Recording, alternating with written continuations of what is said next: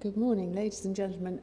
I am in an unusual position, I think, to some extent here, because I live in a country which has not been invaded for over 1,000 years, at least successfully, where we have had women's suffrage for almost one of the longest times, anyway, in the world, not quite the longest, where we have been free. Freedom is relative. We talk about freedom as some sort of absolute. It's not. It's relative. It develops both as a concept and as a reality. And I think I'm free now. I come from the UK. I have a European citizen's passport. I'm about as free as anyone in this world can be, but I'm not entirely free.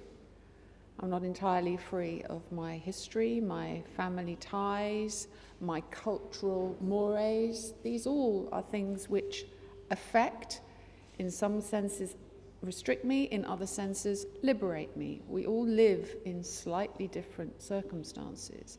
And when I look at the experiences and the circumstances of so many of you, when I look at the pictures of those who have died, and I look at the faces of those who have survived, I recognize that my experience is pretty limited. Not just amongst my Iranian hosts, but also amongst my fellow travelers. We have Iveta from a part of Europe which, until just over 20 years ago, was also under a totalitarian dictatorship. These things are recent for so many of us. So we all come from slightly different perspectives and slightly different places.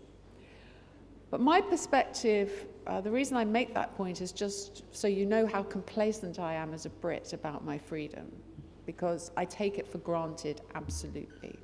I take it for granted that I can say anything politically that I want to say, so long as it's not inciting hatred against somebody else. So where do I find myself now? Well, I find myself in a world that looks to me like it's changing. And one of the catalysts for that change is, and I thank Linda for what she just said, because it so very nicely gives the beginning to what I wanted to say. We live in a world where there are people looking around for excuses to hate, for reasons to build barriers. Why do they want to do that? That really is the big question. What is their motivation? I think it's power. In the same way as that's the motivation of the mullahs in Iran, is power, control, and repression.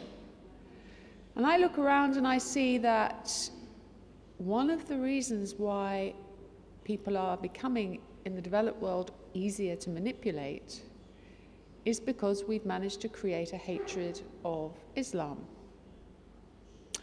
And that's why, dear hosts, you have an even bigger task. You've got a big enough task taking back your country and giving your people back their freedom. But you have an even bigger task, because you have a huge responsibility to show countries like mine that women in Islam have a place.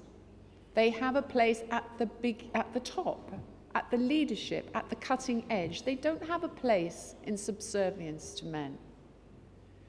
This is the only organization that I've met where that's the case. And yesterday when I asked, why do you wear a scarf then? You have on your list that women should be able to wear what you like, but you all wear the same. This is it's weird for me. I think, well, why? And the answer was, because this is a symbol of our resistance to those who say that we must wear it. I think that's a marvelous argument, and it was very well put to me. And I really salute you, and I give you this extra responsibility that you not only have to free your own country and your own compatriots, but you have to free the West as well from our complacency and our growing propensity to believe that Islam is bad.